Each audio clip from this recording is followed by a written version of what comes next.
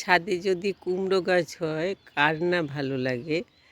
বেশ কুমড়োর আগা টাগা খাওয়া যায়, কিন্তু সেই সাথে যদি আপনা থেকে গাছ উঠে সেই গাছে যদি কুমড়ো ধরে, একদম বাজারের কেনা কুমড়োর মতো কুমড়ো হয়, তাহলে তো খুবই ভালো লাগে।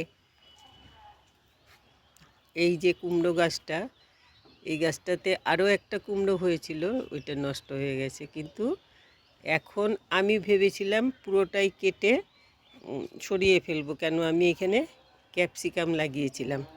তো ক্যাপসিকাম গাছকে ঢাকা দিয়ে কুমড়ো গাছটা হয়েছে। প্রথম একটা কুমড়ো হয়ে নষ্ট হয়ে গেছে, তারপরে এই কুমড়োটা হয়েছে এইটা। এখন আবার আরেকটা কুমড়ো হয়েছে, এই যে এই কুমড়োটা। এইরকম কুমড়ো হলে কেমন লাগে? আমি কিন্তু লাগাইনি গাছ, বিচি, ওই তরকারির খোসার সাথে যে বিচি পড়ে, এই বিচির থেকে গাছটা হয়েছে। ভেবেছিলাম যে ক্যাপসিকাম গাছগুলোকে এই কুমড়ো গাছটা নষ্ট করছে, তো আমি এটাকে কেটে ফেলে দেব। একটা আগা এখান থেকে কেটে নিয়েছিলাম, ওইটার থেকে দুটো আগা বেরিয়েছে।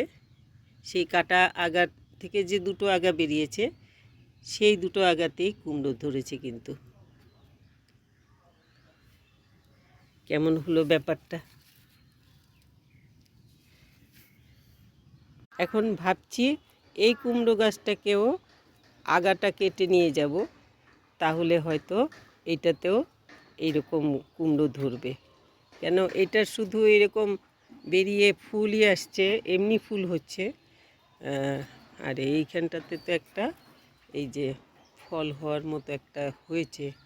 দেখা যাক, এটা যদি বড় না হয় তাহলে আগাটা কেটে নিয়ে যাব। আগাটা কেটে নিয়ে গেলে তারপরে দেখলাম যেই আগাগুলো বেরোয়, সেইগুলোতে এরকম কুমড়ো হয়। এগুলো তো সব সময় শুনি, কিন্তু আমি নিজের হাতে কখনো করিনি। এইটা দেখে এখন আমার লোভ হয়ে গেছে। ভাবছি যে এই আগাগুলোতে কুমড়ো নেই, সেই আগাগুলো কেটে খেয়ে ফেলবো, তরকারিতে দিয়ে বা ডালে দিয়ে খেয়ে ফেলবো। তাহলে আমার এইগুলো অন্য আগাগুলোতেও কুমড়ো ধরবে মনে হচ্ছে।